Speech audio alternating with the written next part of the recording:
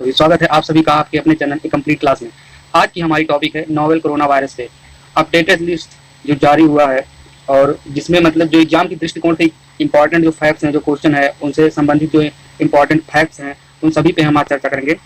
तो चलिए, एग्जाम की दृष्टिकोण से corona virus, novel corona virus से संबंधित जितने इंपॉर्टेंट क्वेश्चन बनते हैं तथा उनसे संबंधित जितने फैक्ट्स बनते हैं, उन सभी के बारे में आज हम अपने सेशन में चर्चा करेंगे। तो अगर आपको आज लोग अगर चैनल को लाइक नहीं किए, सब्सक्राइब नहीं किए, तो प्लीज लाइक, सब्सक्राइब और अपने दोस्तों में भी शेयर करिएगा। बहुत ही इंपॉर्टेंट सेशन होने वाला है आज का हमारा। तो चलिए शुरू करते हैं बिना किसी देरी के। आज का हमारा पहला क्वेश्चन है, कोरोना किस प्रकार से फैलने वाली बीमारी है। तो आप लोगों को तो पता ही होगा, अगर नहीं पता है तो हम बताते हैं। कोरोना जो है वो विषाणु द्वारा फैलने वाली बीमारी है। जी हाँ, अगर एग्जाम के दृष्टिकोण से जो इंपॉर्टेंट क्वेश्चन है वो मैंने लिया है। फिलहाल आप लोगों को इसके बारे में जानकारियाँ काफ़ी होंगी, क्योंकि बहुत ही चर्चित विषय है। तो आप लोगों को काफ़ी चीज़ें बहुत आसान दिखेंगी, क्योंकि आप लोग इसके बारे में जानते होंगे, और कुछ चीज़ें ऐसी होंगी जिसके बारे में नहीं जानते होंगे। तो आसान से आसान और जो है कठिन से कठिन दोनों टाइप के क्वेश्चन मैंने रखे हैं। तो आइए पूरी जानकारी लेते हैं विषाणु के बारे में। तो कोरोना विषाणु के द्वारा फैलने वाली बीमारी है।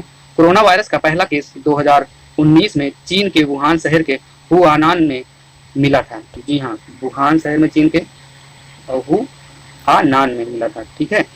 कोरोना वायरस का पूरा नाम 2019 में नोवेल कोरोना या 2019 NCOV है। इसका मतलब क्या हुआ, नोवेल, एन का मतलब क्या, नोवेल, सीओ का मतलब कोरोना वायरस, और COV का मतलब क्या, corona virus, novel corona virus. WHO ने कोरोना वायरस को कोविड-19 नाम से जो है इसका नाम रखा है, इस नाम से संबोधित किया है। तो आइए क्वेश्चन नंबर 2 पे बढ़ते हैं। कोरोना वायरस का पहला केस किस वर्ष मिला था। कोरोना वायरस का जो पहला केस मिला था वो कौन से साल में मिला था, तो वो मिला था 2019 में। आइए आगे बढ़ते हैं, क्वेश्चन के बारे में पूरी जानकारी लेते हैं। कोरोना वायरस का पहला केस दिसंबर 2019 में चीन के वुहान शहर के हुआनान में मिला था। यह वायरस समुद्री जीवों, चमगादड़ों और सांपों की वजह से फैला हुआ था। आपको पता होना चाहिए कि ये जो बीमारी है, ये समुद्री जीव, चमगादड़ों और सांपों की वजह से चीन से शुरू हुआ था। चीन के वुहान शहर से, जो कि हुआनान में है। और आगे बढ़ते हैं, क्वेश्चन नंबर 3 के बारे में जानते हैं। कोरोना वायरस का नाम किस भाषा में लिखा गया है, या मतलब किस भाषा से लिया गया है। ठीक है। तो कोरोना वायरस का जो नाम है वो लैटिन भाषा से लिया गया है।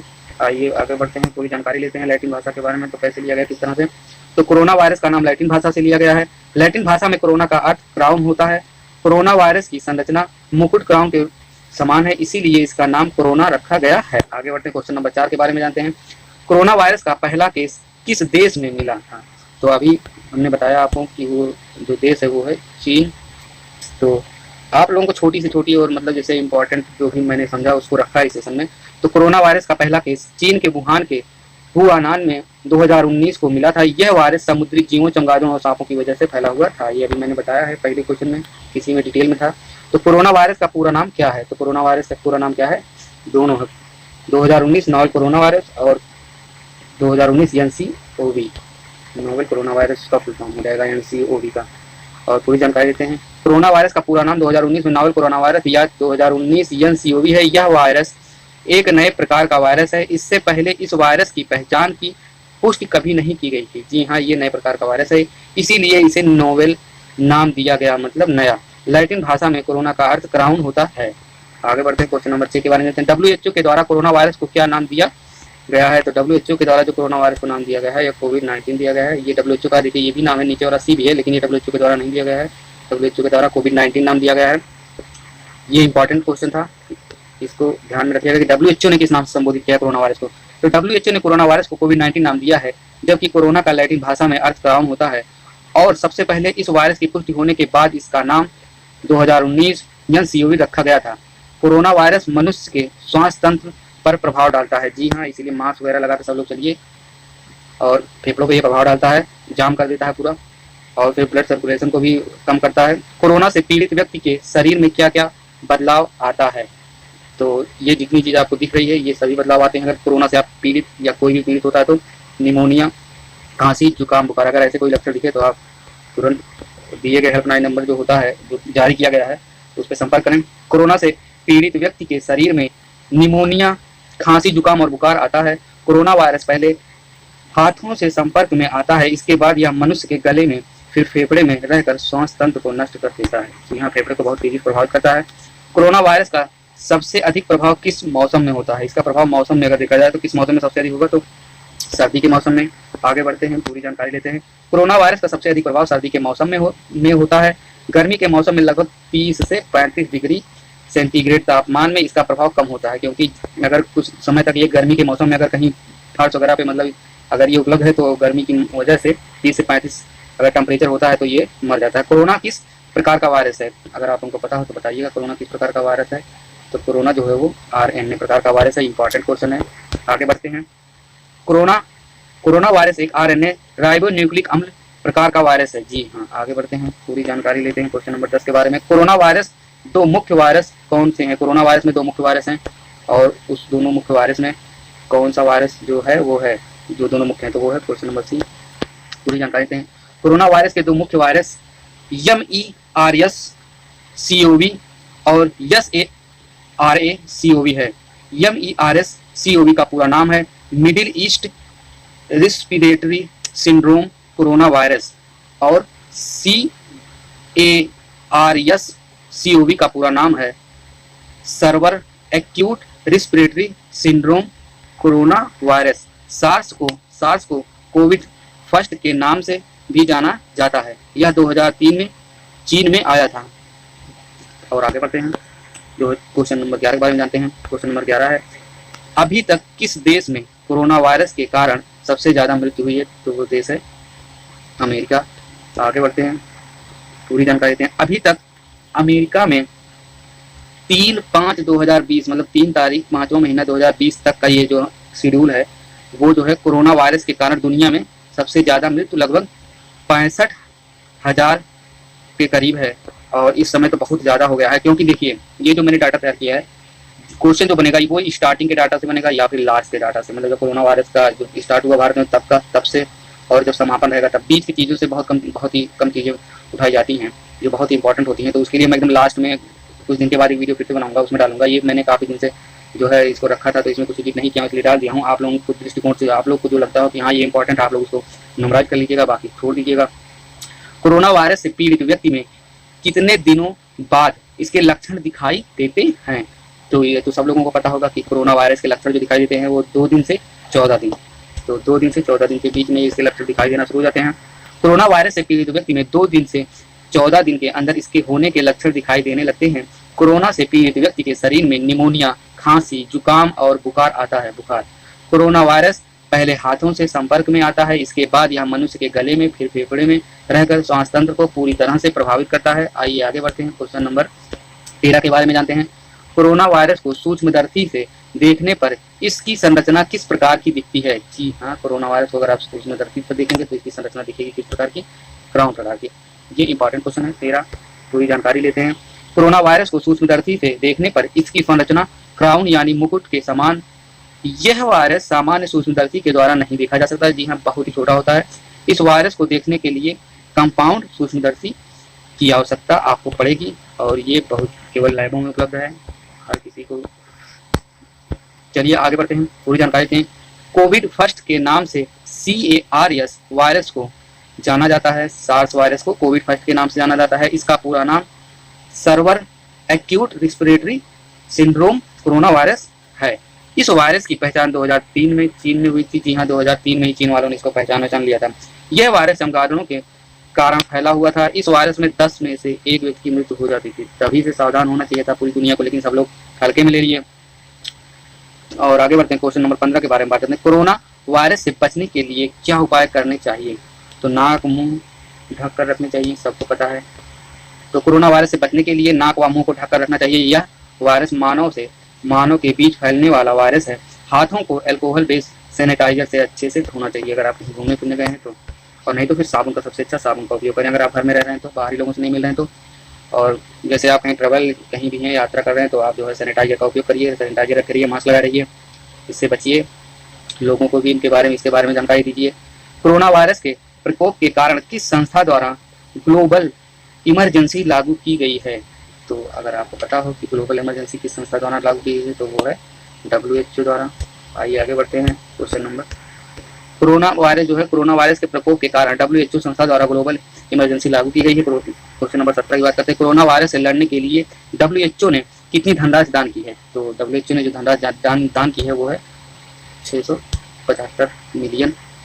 कोरोना वायरस से लड़ने के लिए WHO ने 675 मिलियन US डॉलर की धनराशि दान की है, जबकि आसियान डेवलपमेंट बैंक ने 2 मिलियन US डॉलर जो है वो दान किया है आसियान ने। कोरोना वायरस से लड़ने के लिए ADB एशियन डेवलपमेंट बैंक ने कितने धनराशि दान की है? तो ADB एशियन बैंक ने 2 मिलियन डॉलर। तो आगे बढ़ते हैं। तो कोरोना वायरस से लड़ने के लिए एशियन डेवलपमेंट बैंक ने ADBA ने 2 मिलियन US डॉलर दान की है, जबकि WHO ने 675 मिलियन US डॉलर की धनराशि दान की है। आगे बढ़ते हैं। तो आगे हमारा क्वेश्चन है क्वेश्चन नंबर 19। कोरोना वायरस से लड़ने के लिए भारत ने कितने धनराशि दान की है? तो भारत ने 1 मिलियन धनराशि जो है दान की है। आगे बढ़ते हैं, पूरी जानकारी दें। कोरोना वायरस से लड़ने के लिए भारत ने 1 मिलियन US डॉलर की धनराशि दान की है, जबकि एशियन डेवलपमेंट बैंक ने 2 मिलियन US डॉलर दान की है एवं WHO ने 675 मिलियन US डॉलर की धनराशि जो है दान की है। क्वेश्चन नंबर 20 के बारे में जानते हैं। किस राज्य सरकार ने म्यांमार, चीन और दक्षिण पूर्व एशिया देशों से डिब्बा बांध खाद्य पदार्थ के आयात पर प्रतिबंध लगा दिया? डिब्बा बंद जो होता है, डिब्बा बंद, बांध बंद होगा सॉरी। तो वो कौन सा है? तो वो है मणिपुर क्वेश्चन नंबर इसका 4 वाला होगा। आइए जानते हैं। मणिपुर राज्य सरकार ने म्यांमार, चीन और दक्षिण पूर्व एशियाई देशों से डिब्बा बांध जो लिखा है बंद है, डिब्बा बंद जो डिब्बे में बंद हो गया था खाद्य पदार्थ को आयात पर प्रतिबंध लगा दिया है। मणिपुर के वर्तमान मुख्यमंत्री वीरेंद्र सिंह है। बाकी वीडियो अगर आपको राज्यों के बारे में जाननी होगी तो पीछे वीडियो डाला है हमने, 12 टॉपिक के बारे में इसका चर्चा किया है। 12 से 15 मिनट में पूरे राज्यों के बारे में, भारत के सभी राज्यों के बारे में जाकर वीडियो देखिएगा। क्वेश्चन नंबर 21 के बारे में बात करते हैं। कोरोना वायरस के खतरे में भारत किस स्थान पर है? जी हाँ, कोरोना वायरस के खतरे पे, कोरोना वायरस की बढ़ने की जो संख्या है उसके नहीं, कोरोना वायरस के खतरे के मतलब जो मरने वाले लोगों की संख्या है उसमें भारत 23वें स्थान पर। ये शुरुआती डाटा है, पहले 28 दिन थी, और कोरोना वायरस के खतरे में भारत का स्थान 23वां है मरने वालों में, क्योंकि भारत में रिकवरी रेट बहुत तेजी से बढ़ रहा है, मतलब बहुत तेजी से लोग ठीक हो जा रहे हैं, हो भी रहा तो ठीक भी हो रहे हैं। कोरोना वायरस से निपटने के लिए इस देश ने टास्क फोर्स का गठन किया है? तो टास्क फोर्स का गठन करने वाला देश भारत है, अपना देश। क्वेश्चन के बारे में पूरी जानकारी देते हैं। कोरोना वायरस से निपटने के लिए भारत देश ने टास्क फोर्स का गठन किया है। इस वायरस से निपटने के लिए भारत देश ने इंटरनेशनल बॉर्डर को सील करने की घोषणा की है। भारत में बाहर से कोई नहीं हो सकता, ये उसने बॉर्डर सील कर दिया है। क्वेश्चन नंबर 30 के बारे में जानकारी देते हैं। कोरोना वायरस से निपटने के लिए भारत में जनता कर्फ्यू किस तिथि को हुआ था? अगर आपको पता हो तो कमेंट बॉक्स में कमेंट करिएगा। सब लोगों को पता होगा, हमको जहाँ तक उम्मीद है 22 मार्च 2020 को पहली बार जनता कर्फ्यू लगा था। आगे बढ़ते हैं, पूरी जानकारी लेते हैं क्वेश्चन के बारे में। कोरोना वायरस से निपटने के लिए भारत में जनता कर्फ्यू 22 मार्च 2020 को लगा था। 24 नंबर क्वेश्चन के बारे में आते हैं। कोरोना वायरस से निपटने के लिए भारत सरकार ने पूरे देश में कितने दिनों का लॉकडाउन करने की घोषणा पहली बार की थी? जी हाँ, पहली बार भारत सरकार ने कितने दिनों की घोषणा की थी? तो 28 दिन की। कोरोना वायरस से निपटने के लिए भारत सरकार ने पूरे देश में 21 दिनों का लॉकडाउन करने की, ओ सॉरी 21 दिन होगा, 21 दिन, इसमें 21 दिन होगा, 28 दिन, इसके बाद 28 दिन शुरू हुआ था पहली बार। देखिए ऐसे ही कंफ्यूज होगा, क्वेश्चन ऐसे ही गलत हो सकता है। पहली बार भारत सरकार ने 21 दिन, इसके बाद 28 दिन, फिर ऐसे इसे बढ़ाया था। कोरोना वायरस से निपटने के लिए भारत सरकार ने पूरे देश में 21 दिनों का लॉकडाउन करने की घोषणा की थी। यह घोषणा भारत के प्रधानमंत्री नरेंद्र मोदी जी के द्वारा 24 मार्च को की गई थी। यह घोषणा, यह लॉकडाउन 25 मार्च से 14 अप्रैल तक पहली बार जो है चला था। तो इससे क्वेश्चन हो सकता बन सकता है। कोरोना वायरस पर स्वास्थ्य मंत्रालय ने निम्न में से कौन सी ईमेल आईडी उपलब्ध कराई है? तो स्वास्थ्य मंत्रालय ने जो ईमेल आईडी उपलब्ध कराई है वो है ncov2019@gmail.com। ये है दूसरा वाला। आइए पूरी जानकारी दें। कोरोना वायरस पर स्वास्थ्य मंत्रालय ने ncov2019@gmail.com सी ईमेल आईडी उपलब्ध कराई है। इसके अतिरिक्त एक नया हेल्पलाइन नंबर 1075, जी हाँ, जो हमने अभी आपसे बताया कि अगर आपको जरूरत पड़े तो इसका उपयोग इस नंबर का आप कर सकते हैं, 1075। आगे बढ़ते हैं। कोरोना वायरस से जुड़ी जानकारी के लिए स्वास्थ्य मंत्रालय ने कौन सा नया हेल्पलाइन नंबर जारी किया है? तो स्वास्थ्य मंत्रालय ने जो नंबर जारी किया है वो अभी आपको बताया हम ऊपर, 1075। तो कोरोना वायरस से जुड़ी जानकारी के लिए स्वास्थ्य मंत्रालय ने 1075 नया हेल्पलाइन नंबर जारी किया है। इसके अतिरिक्त एक ईमेल आईडी जो है ncov2019@gmail.com जारी किया है। आइए आगे बढ़ते हैं। भारत के किस राज्य ने कोरोना वायरस के राजकीय आपदा की घोषणा की है? कोरोना वायरस राजकीय आपदा की घोषणा करने वाला राज्य केरल है। आगे बढ़ते हैं। भारत के केरल राज्य में सर्वप्रथम कोरोना वायरस के कारण राजकीय आपदा की घोषणा की थी। केरल के वर्तमान मुख्यमंत्री पिनराई विजयन है। आगे बढ़ते हैं, क्वेश्चन नंबर 28 के बारे में जानते हैं। ऑस्ट्रेलिया में कोरोना वायरस की वैक्सीन किस भारतीय वैज्ञानिक की अगुवाई में तैयार की जा रही है? ऑस्ट्रेलिया में भारत वाले बना रहे हैं, देखो, तो वो है S Vasan. S Vasan. Channel अगर आपको अच्छा लग रहा हो, हेल्पफुल लग रहा हो, तो आप प्लीज़ को लाइक सब्सक्राइब और अपने दोस्तों से भी कहिए लाइक और सब्सक्राइब करें, आप उनके पास शेयर करिए। ऑस्ट्रेलिया में कोरोना वायरस की वैक्सीन एस वासन भारतीय वैज्ञानिक की अगुवाई में तैयार किया जा रहा है। क्वेश्चन नंबर 19 जानते हैं। चाइना के वुहान शहर में फंसे 324 भारतीयों को किस विमान से बाहर निकाला गया था? चाइना में जो पहली बार चाइना में से निकालना शुरू किया था बाहर, तो उस विमान का क्या नाम था? Air India. एयर इंडिया वाले खूब ढोए थे, वही जाके समझ लो चाइना उठा के वायरस लेके आए हैं वही लोग, भारत वाले एयर इंडिया से। तो चाइना के वुहान शहर में फंसे 324, यही है मेन कारण, 24 भारतीयों को एयर इंडिया विमान से बाहर निकाला गया था। आज लाखों करोड़ लाखों में संख्या जा रही है, कितने पहुंचेगी कोई गारंटी नहीं है। 30वां क्वेश्चन हमारा, हाल ही में किस देश ने कपड़ों के निर्यात पर प्रतिबंध लगा दिया है? सब व्यापार थोड़ा डैमेज हुआ है तो हुआ है सबसे ज़्यादा भारत का। तो ये सेशन, हाल ही में भारत देश ने कपड़ों के निर्यात पर प्रतिबंध लगा दिया है, नहीं बेचेगा कपड़ा वपड़ा, खरीद भी नहीं रहा कुछ। तो अगर चैनल आप लोगों को अच्छा लगा, हेल्पफुल लगा, तो प्लीज़ चैनल को लाइक करिए, सब्सक्राइब करिए और बेल आइकन बगल में दिया रहेगा उसको प्रेस कर दीजिए, ताकि मैं कोई भी वीडियो डालूँ आप लोगों के पास पहुँच जाए, सबसे पहले आप लोगों के यूट्यूब पे दिखाने लगे और आप लोग वीडियो को देख सकें। उम्मीद करता हूँ आप लोगों को क्लास बहुत अच्छी लगी होगी। अगर कोई कमी दिखी हो, कोई त्रुटि हो किसी भी चीज़ के बारे में, अगर आप लोगों को कोई सुझाव देना हो तो प्लीज़ नीचे कमेंट बॉक्स में जाइए और कुछ लिखिए कि क्या कमियाँ हैं तथा अपने बारे में कोई